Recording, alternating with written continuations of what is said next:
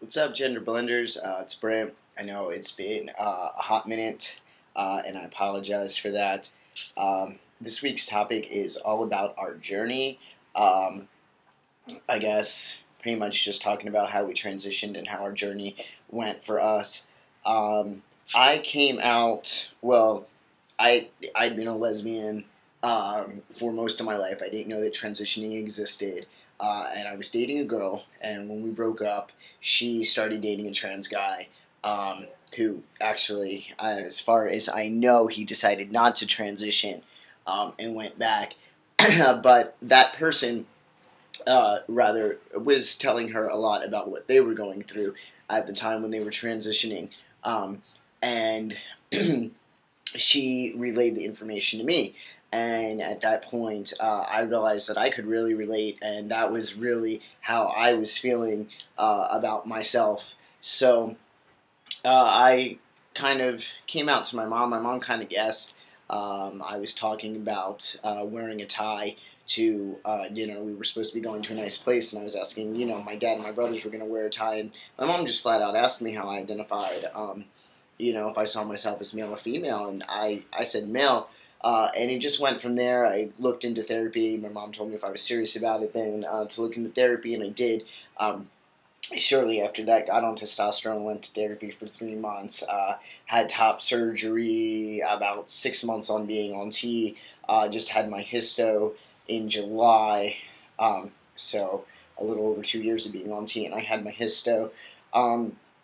And I would say my journey has has been pretty good. In the beginning, it was a little difficult. I didn't really pass 100% for a long time, probably about 9 months on T. Even when I'd had my top surgery, I remember that was very difficult, to be on T and have sideburns and have a flat chest.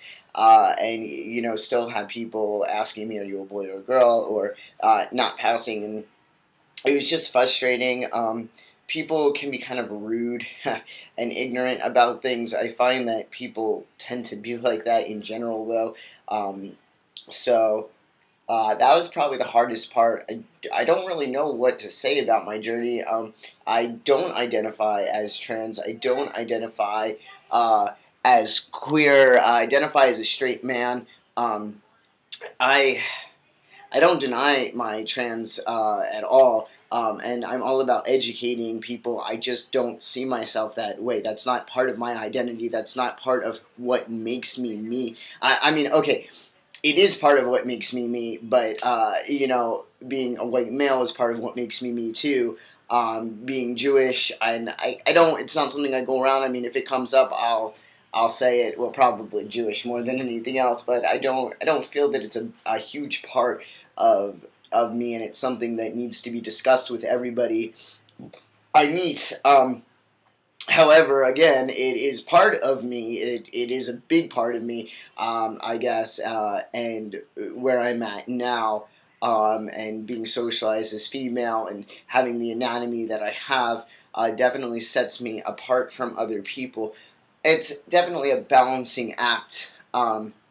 For me to figure out, when I should indulge in stuff with people, and what I should say, and what the balance is for me. Again, I don't, this is part of what makes me me. I don't deny it. I just don't feel like everybody needs to know. I don't feel like it's productive, um, I guess, to discuss all the time. So it's difficult. I would say my journey, for the most part, is over. I'm very comfortable with who I am. I mean, I'm saved up for lower surgery. I would love to have lower surgery. But I am comfortable and becoming more comfortable with what I have down there right now. I do have pretty decent growth. I can do sexual things with my anatomy. And I'm starting to just appreciate that and really kind of pump more, just to get it just bigger. I think I would feel more comfortable.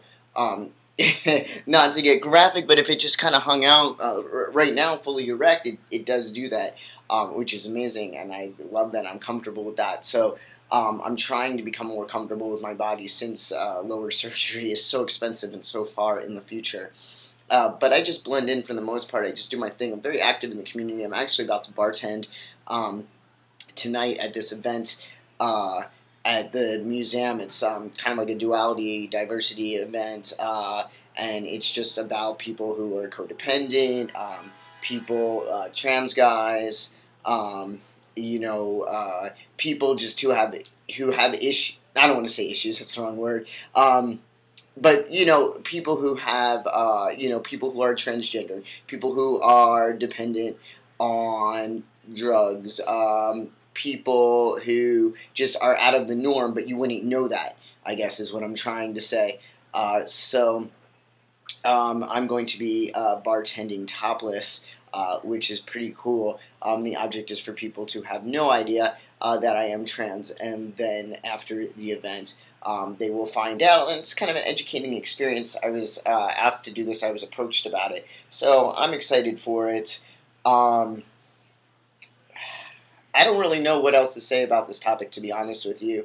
You know, my journey has been long. It's been hard. It's definitely had a lot of bumps and curves, and I've definitely dealt with a lot, but I'm absolutely at a comfortable place now. Comfortable with myself, comfortable with who I am, comfortable just living my life and being able to focus on the things that I want to focus on, like my bodybuilding and my gym and my future. So that's where I stand, I guess. And I will hopefully see you guys next week.